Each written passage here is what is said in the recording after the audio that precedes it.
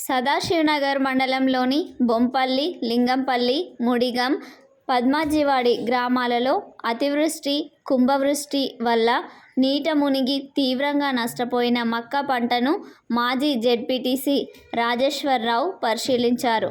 రైతులు ఎకరానికి 50,000 రూపాయల చొప్పున పంట నష్ట పరిహారం చెల్లించాలని ఆయన డిమాండ్ చేశారు.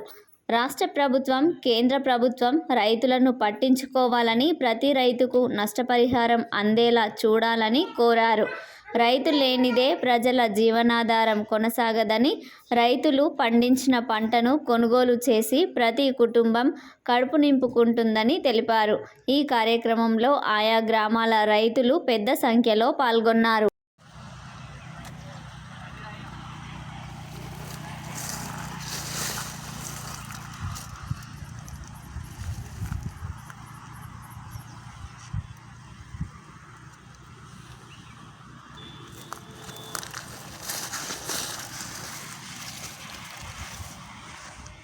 అధిక వర్షాల వల్ల దెబ్బతిన్న పంటలకు రాష్ట్ర ప్రభుత్వం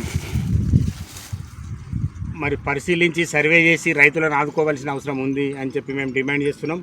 ముఖ్యంగా ఎకరాన 50,000 రూపాయలు ఈ మొక్కజొన్న పంటకి ఇవ్వాలని డిమాండ్ చేస్తున్నాం. రైతులు పెట్టుబడి పెట్టి వేసిన మసాలాలు అన్నీ కూడా రసాయనిక ఎరువులు వేసి మరి విత్తనాలు తీసుకొచ్చి అరకలు పెట్టి దున్ని పంటేస్తే అధిక వర్షం